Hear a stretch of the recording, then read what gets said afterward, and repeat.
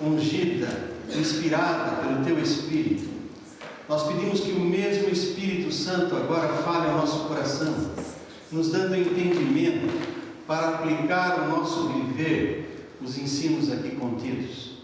Nós pedimos que seja o Senhor que nos fale, e tão somente o Senhor, para que unicamente o Teu santo e bendito nome seja glorificado nesta casa de adoração e em nossas vidas.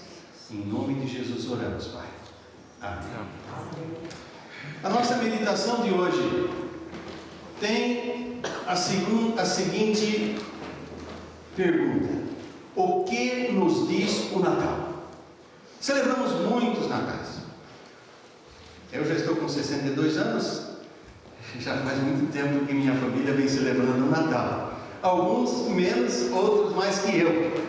Mas nós temos que parar e perguntar: é somente uma festa religiosa, ou uma festa de família, onde as pessoas se encontram, confraternizam, comem boa comida, ou tem uma mensagem especial que nós precisamos parar e considerar sobre o Natal? Então, devido ao pouco tempo que temos, me detive neste ponto a perguntar: o que nos diz o Natal?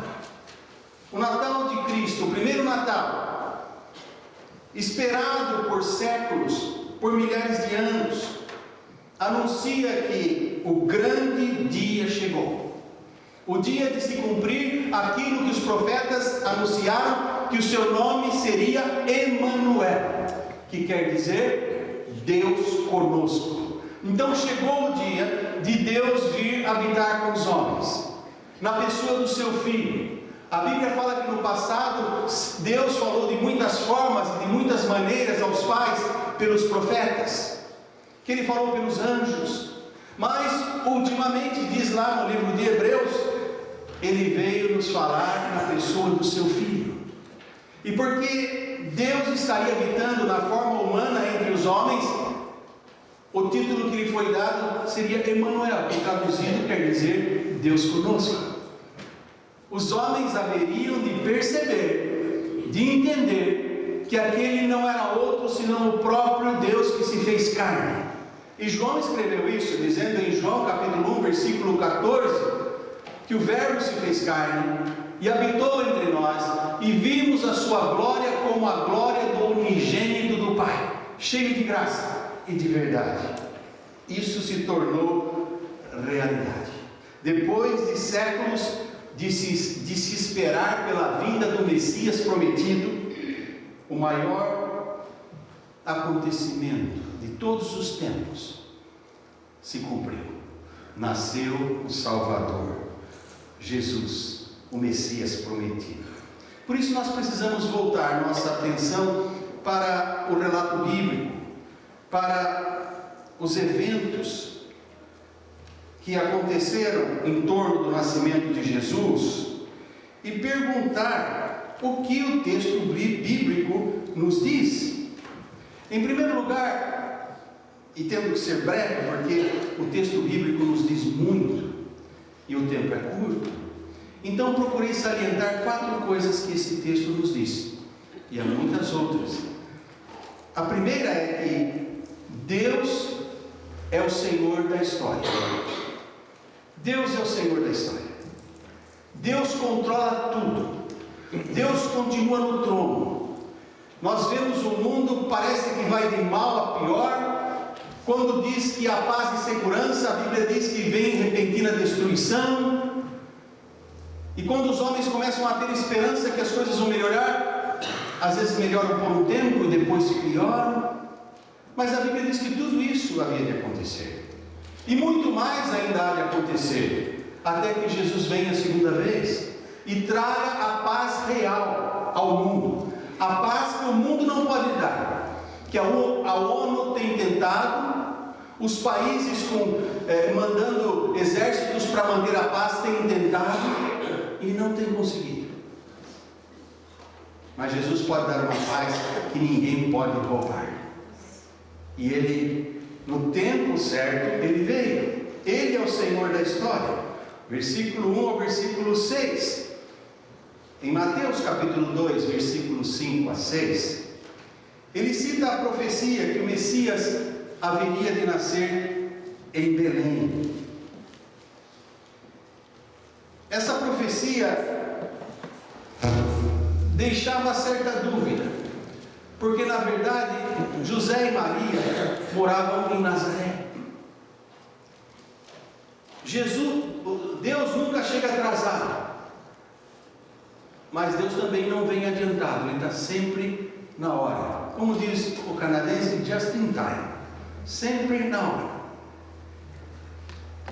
Faltavam cerca de 5 ou 6 dias para Jesus nascer, quando José e Maria, que moravam em Nazaré, haveriam de ter o seu filho em Belém de Judá. Se nós pararmos e considerarmos a distância, Belém ficava longe de Nazaré cerca de 130 quilômetros pelo caminho mais curto. E o caminho mais curto seria cortando Samaria. E judeu não cortava Samaria porque os samaritanos não recebiam bem os judeus. Havia um problema de racismo ali. Eu não sei se o racismo era da parte do judeu ou do samaritano. O problema é que os dois não se davam. Tanto é que quando Jesus parou para conversar com uma mulher samaritana, ela admirou que ele, sendo judeu, falasse com uma mulher samaritana. Se José e Maria pegassem o caminho mais curto, levaria 5 a 6 dias no lombo de um burrinho, de um jumentinho, para chegar de Nazaré a Belém. Provavelmente pegaram o mais longo, rodearam Samaria, porque foi Jesus quem inaugurou esse negócio de judeu entrar em Samaria. E um homem que estivesse caminhando com a sua esposa grávida para ter bebê, certamente ele não ia arriscar passar por uma cidade que era hostil aos judeus. Eu estive pensando, se José e Maria tivessem um médico de família, o médico de família ia falar: não, José, você não vai pôr a Maria no lombo de um jumentinho para fazer uma viagem de 5 a 6 dias, sabendo lá onde vocês vão pousar à noite, pondo em risco a mãe e o bebê que está para nascer. Não é isso que você conversaria com o seu médico e o médico falaria? Nem você acha que pensaria com um carro, talvez, 1 hora ou 2 de viagem, mas 5 a 6 dias, sem saber o que lhe esperava pelo caminho, assaltantes, tempestades, tanta coisa ruim, mas eles foram. Fizeram a viagem no lombo de um burrinho. Por quê? Porque Deus é Senhor da história. Deus não queria que eles chegassem mais cedo em Belém. Eles tinham que chegar em Belém no tempo de o menino dar a luz. Deus tinha tudo sob controle. E Deus não ia permitir que o menino nascesse no meio do caminho. Se a profecia diz que ele nasceria em Belém, Deus não deixaria nada impedir os seus planos. E ele mostrou ser o Senhor da história, como nós lemos em Lucas capítulo 2, que no tempo do imperador César Augusto foi feito um alistamento. O alistamento era um recenseamento que o governo fazia para saber quantas pessoas habitavam em tais cidades. Cada um tinha que ir à sua cidade de origem para se alistar. E aí eles saberiam qual a população, quantos homens, quantas mulheres, quantas crianças, qual a condição financeira, que o governo tem mais interesse de tudo, é saber quanto é o seu income, para saber quanto você paga de imposto. Era obrigatório. Eles não tinham outra opção. Mas por que não foram mais cedo? Porque nos planos de Deus estava que não houvesse lugar para Jesus, para mostrar o retrato fiel do que a Bíblia diz: ele veio para o que era seu e os seus não o receberam. Para mostrar o retrato fiel de que a Bíblia diz: não há um sequer que busque a Deus, cada um se desvia pelo seu próprio caminho. Está lá no Salmo 14, está lá no Salmo 51, está em Romanos capítulo 3. Então Deus, tudo que Ele fala se cumpre. E a chegada de Maria em José em Belém Foi na época que a cidade estava cheia de gente. E eles não fizeram reserva em hotel, porque naquele tempo não tinha internet. Que você ia na internet fazer reserva, punha o seu cartão de crédito e chegando lá estava tudo esperando. Eles foram esperando achar lugar. E a Bíblia diz que não havia lugar para Jesus. Isso nos faz pensar. Sendo o Senhor da história, Deus permitiu que isso acontecesse para que na minha e na sua história nós paremos e perguntemos: há lugar para Jesus na minha vida? Há lugar para Jesus no meu lar, na minha família? Há lugar para Jesus no meu trabalho, na forma como eu trabalho, nas coisas que eu negocio, no meu tratar com as pessoas, no meu relacionamento com o meu semelhante, com o meu próximo? Deus é Senhor da história. Não só da história geral, mas da minha e da sua história também. Mesmo que a pessoa não reconheça Deus como Senhor da sua vida, ele tem que saber que Deus está no controle. E um dia ele terá que se apresentar diante desse Deus Todo-Poderoso para prestar contas de como ele escreveu a sua história. Em segundo lugar, o Natal nos diz que Deus é humilde. Deus é humilde. Versículo 7: e deu à luz a seu filho primogênito, e envolveu-o em panos, e deitou-o numa manjedoura, porque não havia lugar para eles na estalagem. Uma das coisas que me maravilha no Natal é que Isaías capítulo 9, versículo 6 diz: o seu nome será Deus forte, Conselheiro, Pai da eternidade, Príncipe da paz. O domínio do seu reino jamais terá fim. Ele é o Senhor Todo-Poderoso. João diz que sem Ele nada do que foi feito se fez. Criador do céu e da terra. E no momento de nascer, sendo o Senhor do universo, Ele escolhe o berço mais pobre que qualquer pessoa poderia imaginar. Manjedoura. É o lugar, como diz o italiano, de mangiare, de comer. É o comedor. É o lugar onde põe comida para o animal comer. Ali colocava o feno, colocava a palha, colocava o capim. Não era lugar para você pôr o seu bebê. Não. Nós sabemos quanta infecção um lugar sujo pode dar para uma criancinha recém-nascida. Para uma senhora ter um bebê numa estrebaria, lugar de animais. Nenhum de nós ia querer que a nossa esposa ou a nossa filha tivesse um bebê no lugar assim. Deus é Senhor da história, mas Ele escolheu o berço mais humilde de todos, para identificar-se com os mais pobres, mais humildes e menos favorecidos da sociedade. Ele não se identificou de imediato com os ricos e poderosos. Ele poderia ter nascido, aqui menciona César Augusto, no palácio de César, ou então do rei Herodes, o governador da Judéia. Mas não, nasceu em um estábulo e mostrou-nos, desde o seu berço, que Ele está e sempre estará ao lado do humilde de coração, da pessoa mais humilde, da pessoa mais simples. Veja o que diz Isaías 57,15. Não vai aparecer no quadro.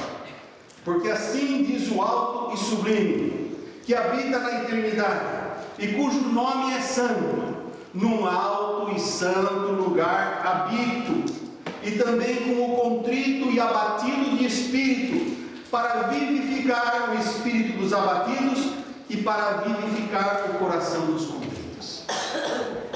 Então, nunca um homem simples, uma mulher simples, uma criança pobre pode pensar: quem sou eu para merecer a atenção e o cuidado do Messias, de Jesus, o Rei dos Reis e Senhor dos Senhores?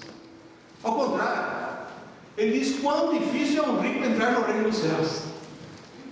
Porque o homem, quando se torna rico, começa a se apegar tanto à riqueza, que já não precisa de Deus na cabeça dele. Se sente seguro com tudo que tem. Mas a esse a Bíblia diz: louco, esta noite te pedirão a tua alma, o que tens preparado, para quem será? O pobre, o humilde, ele sabe que nada tem, e ele espera a morada celestial no Senhor.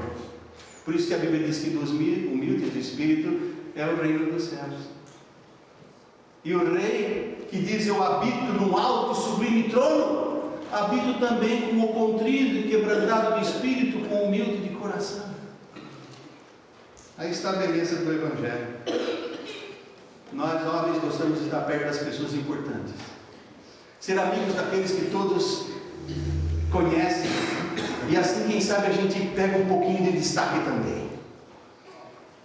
Jesus se faz amigo daqueles que ninguém daria valor, ninguém daria importância, porque o homem vê o exterior, Deus vê o que ninguém vê. Deus vê o coração. Deus ouve até o silêncio do nosso pensamento. Ele conhece o mais íntimo da nossa alma. E Deus sabe, Deus vê. Em terceiro lugar, o Natal nos diz que há boas notícias num mundo de más notícias. Liga a televisão, liga o rádio, vê o jornal. O que dá audiência, o que chama a atenção, são as tragédias, as coisas ruins.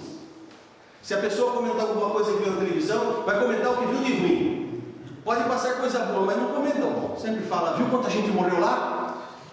Viu que acidente terrível? Viu que catástrofe? E quando sai alguma notícia boa, a pessoa até muda de canal, porque aquilo é boring, fechado, não tem graça, não está matando ninguém. A gente está tão acostumado com um mundo cheio de maldade e de violência, que a primeira coisa que eu tinha um amigo que a primeira coisa que ele ia ler no jornal era na área de óbitos, para ver quem tinha morrido naquela semana. Acho que ele ia procurar para ver se ele estava lá, não sei. E quando o nome dele não aparecia, ele estava contente. Mas tem gente que é assim. Só que Deus quer mudar a situação. Ele quer que o homem saiba que, apesar de o mundo não ter boas notícias, Deus tem. Deus traz coisa nova, boas notícias. E o anjo lhes disse, versículo 10 e 11: não temais, porque eis aqui vos trago novas de grande alegria, que será para todo o povo, para toda a terra. Pois na cidade de Davi vos nasceu hoje o Salvador, que é Cristo o Senhor. Hoje. Portanto, hoje, se ouvirdes a sua voz, não endureçais os vossos corações, diz a palavra de Deus. É hoje. Deus está falando com você hoje. Jesus foi a Belém e não tinha lugar para ele nascer. E no seu coração há lugar para Jesus. Não deixa para amanhã. O amanhã pertence a Deus, não a você. Tiago disse, antes de dizer, iremos a tal cidade, lá compraremos e venderemos e faremos isto ou aquilo, devemos primeiro dizer, se o Senhor quiser, e se vivermos, iremos. Portanto, porque a vossa vida o que é? Ele diz, a vossa vida é como um vapor, que aparece por um pouco e logo desvanece. Então nós precisamos, até aqueles que vivem mais tempo, um dia também passarão. Matusalém, já ouviram falar do velhinho Matusalém? Ele viveu 969 anos. E a Bíblia diz, e morreu. Não chegou a 1000, coitadinho. Estava esperando fazer uma festa de 1000 anos, não deu certo. Chegou até quase 1000, mas também morreu. E teve que se apresentar diante de Deus. Não importa quanto tempo leva. Um dia todos estaremos diante de Deus. Deus é humilde. Ele é manso. Ele é bom. Mas Ele quer que nós compreendamos que boas notícias só com Ele. E as boas notícias é aquela que o anjo disse aos pastores de Belém: não tenham medo. Não precisa ter medo. Pare de ter medo, porque agora nasceu o Salvador, que é Cristo Senhor.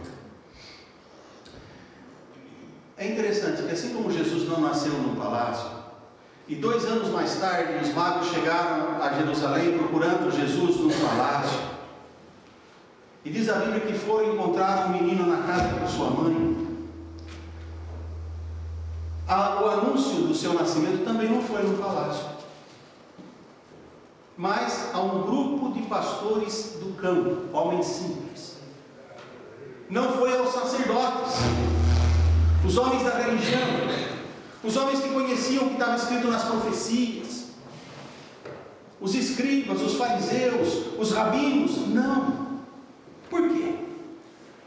Porque se fosse no palácio, os ricos iam pensar: essa gente do povo é ignorante, não sabe nem ler e escrever, para que nós vamos contar essas coisas para eles? Não vão entender nada.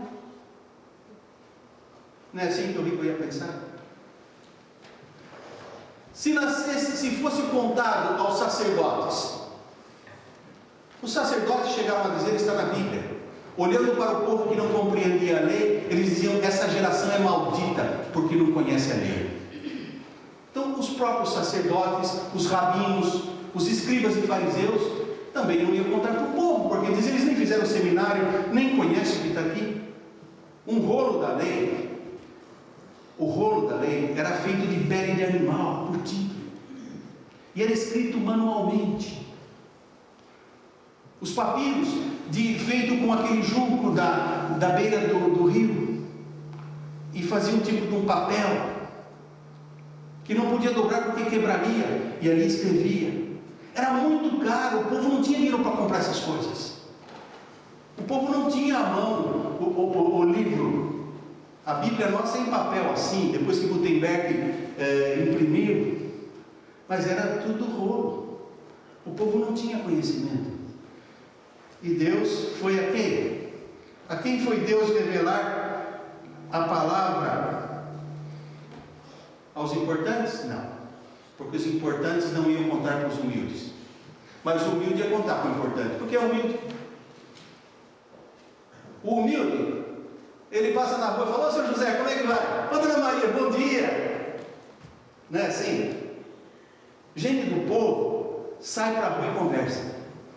Gente rica, não criticando os ricos, mas aqueles que se sentem ricos, muitas vezes nem são. Passa e não cumprimenta, porque tem medo de outra bandeira. Eu morei em São Paulo.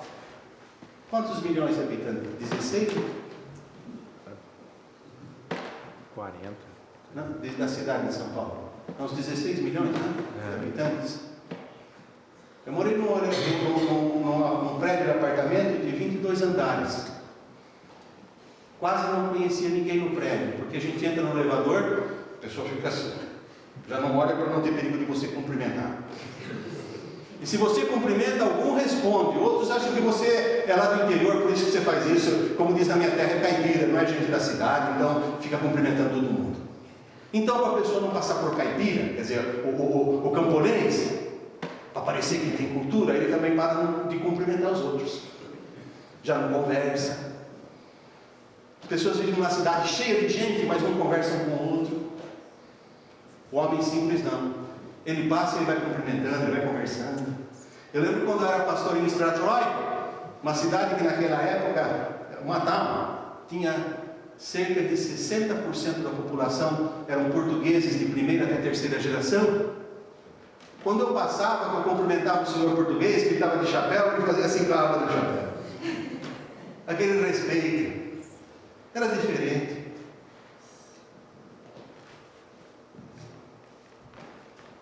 Deus conhece os corações.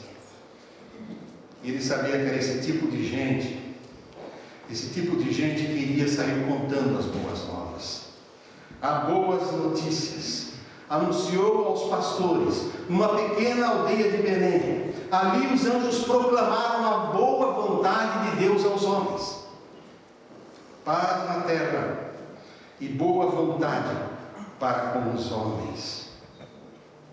Ali os anjos disseram: não temais, porque nasceu hoje o Salvador, que é Cristo Senhor.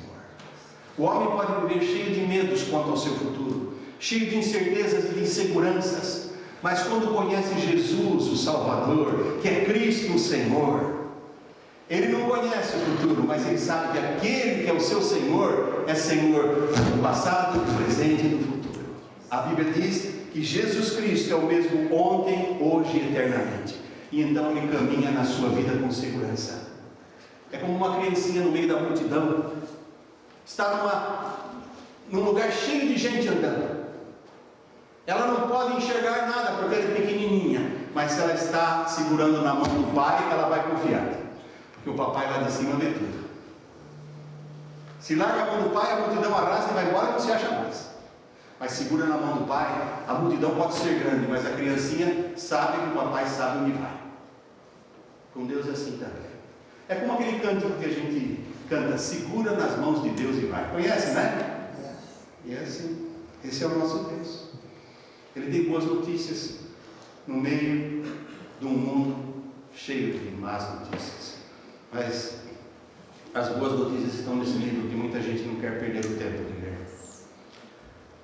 Acha que não tem tempo para isso. Tem tempo para ler tanta coisa que não aproveita. Mas a Bíblia diz: lâmpada para os meus pés é a tua palavra e luz para o meu caminho. Quem lê anda na luz. Quem não lê anda em trevas, sem segurança, sem sabedoria. Mas só ler não basta. Tiago disse: se você só lê ou se você só ouvinte e não põe em prática, você se engana a si mesmo. Então precisa praticar. E foi o que nós vimos esses pastores fazendo. Em quarto lugar, para terminar, o Natal nos diz que nós também devemos ir e levar as boas notícias. Veja o que diz no versículo 17, 18 e 20. E vendo a quem? Jesus, divulgaram a palavra que acerca do menino lhes fora dita. E todos os que a ouviram se maravilharam do que os pastores lhes diziam.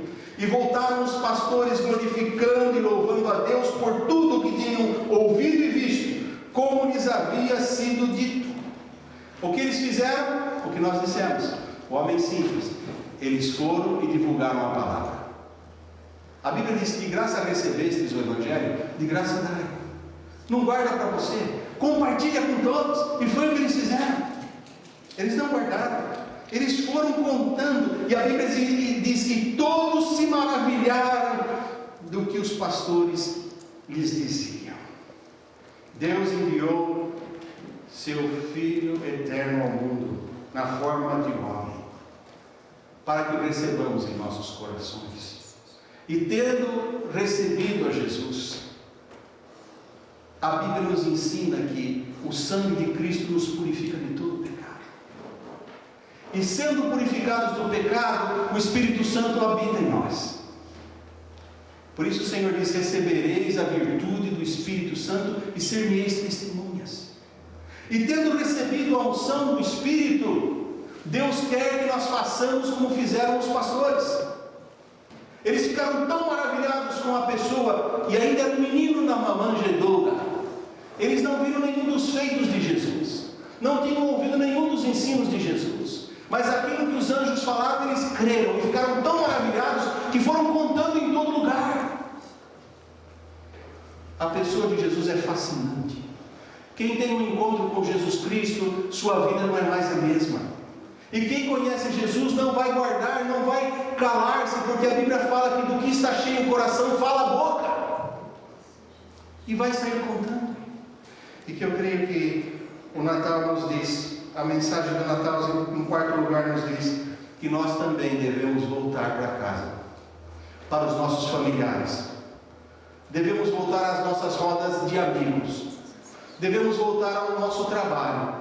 Os que estudam voltar à escola ou à universidade, ir lá no meio dos seus amigos, hostis ou não, ser o bom perfume de Cristo e contar quão grandes coisas nos fez o Senhor. Tem muita gente desesperada e triste, que às vezes está com a cara feia e você pensa que ela é rude, agressiva, e não é. Às vezes ela está com o coração machucado, ferido, precisando de uma palavra ungida, de amor, de consolo, de esperança. E você pode levar essa palavra, e aquele rosto que estava fechado, de repente começa a se tornar sereno, tranquilo, porque a paz de Cristo vai começar a encher aquele coração, e você terá o privilégio de ser o portador dessa mensagem. Nós não sabemos os nomes desses homens, desses pastores, mas Deus sabe. Isso é o que importa. Muita gente não sabe se você fala de Jesus aos seus amigos, mas Deus sabe. É isso que importa. Porque é quando você fala de Jesus que a Bíblia diz que a palavra não volta vazia. A palavra de Deus produz aquilo que foi destinado. A Bíblia diz que passará o céu e a terra, mas as minhas palavras não passarão, diz o Senhor. Portanto, procura encher a sua alma, o seu coração com a palavra de Deus, de boas novas, e leva as boas novas de esperança e de salvação àqueles que necessitam. Eram simples pastores, mas se tornaram embaixadores do reino celestial. Eram homens simples do campo, mas Deus os enviou uma mensagem de esperança, que diz: é para todo o povo. Você pode ser um desses também. Eu posso ser um desses também. Nós temos que ser um desses também, se temos uma experiência com Jesus. Se ainda não temos, precisamos ter. Quem ainda não teve, precisa convidar Jesus para a sua vida, confessar que Jesus é o Senhor, o único Salvador da sua vida, convidá-lo para a sua vida e procurar viver conforme o seu Evangelho.